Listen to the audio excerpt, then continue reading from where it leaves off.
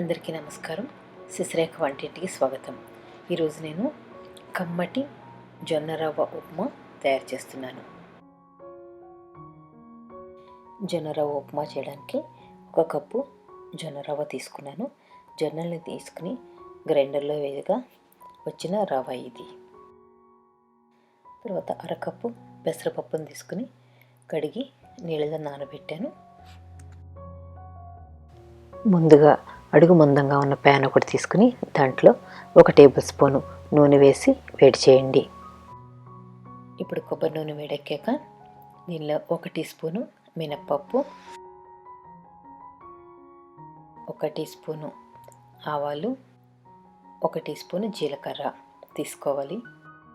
కలుపుతూ ఉంటే మాడిపోకుండా ఉంటాయి. ఆవాలు చిటపట్లాడే టైంలో 2 ఎండుమిరపకాయలని ముక్కలుగా తుంపి వేయండి.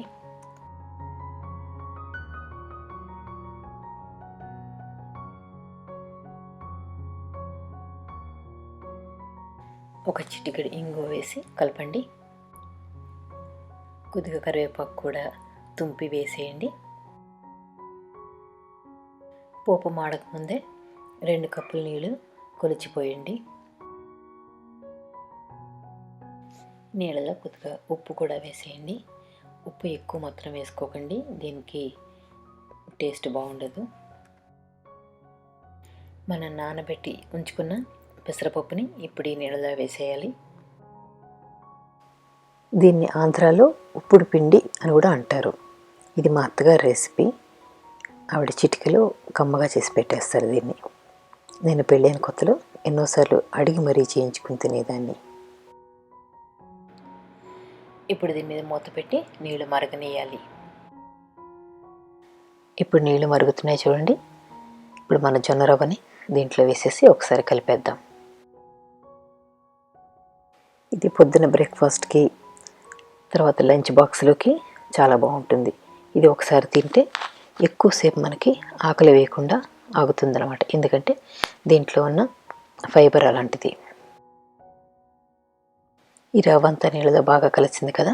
ఇప్పుడు దీన్ని లో మీడియం ఫ్లేమ్లో పెట్టి ఈ నీరంతా ఎగిరిపోయే వరకు ఉడికించాలి.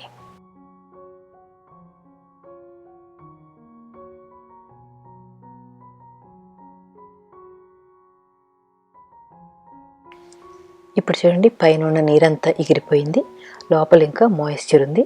ఇప్పుడు ఈ మాయిశ్చర్ అంతా పోయి పొడి పొడిగా రావాలంటే మనం దీన్ని పూర్తి లో ఫ్లేమ్లో పెట్టి ఒక 10 నిమిషాలు మూత పెట్టి ఉంచేయాలి. ఈ ఉప్మా చేయడానికి ఎప్పుడు కూడా అడుగు మందంగా ఉన్న పాత్రను మాత్రమే తీసుకోండి. అడుగు పలచగా ఉంటే ఇది వెంటనే మాడిపోతుంది. 10 నిమిషాల తర్వాత మూత తీసి చూస్తే ఇదిగో ఇలా వచ్చింది. ఇది పూర్తిగా ఉడికింది, పొడి పొడిలాడుతూ చక్కగా ఉందన్నమాట. అడుగును చూసారంటే దీనికి పలుచగా పెచ్చు కూడా కట్టింది.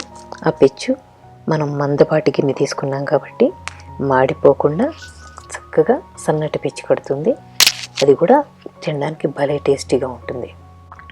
చాలామంది ఉప్మా కన్నా కూడా ఈ పెచ్చు అంటే ఎక్కువ ఇష్టపడతారు. సేమ్ రెసిపీని మీరు బియ్యపు రవ్వతో కానీ లేదా ఏ మిల్లెట్స్ రవ్వతో అయినా కూడా ఇలాగే చేసుకోవచ్చు. 1 కప్పు జొన్న రవ్వ తీసుకున్నాను, 1/2 కప్పు పెసరపప్పు, దానికి 2 కప్పులు నీళ్లు పోసాను. అంతే, వెరీ సింపుల్ రెసిపీ అండి. ఇది చాలా కమ్మగా ఉంటుంది. మీరు తప్పకుండా ట్రై చేయండి. మీకు ఎలా నచ్చిందో నాకు ఫీడ్బ్యాక్ ఇవ్వండి.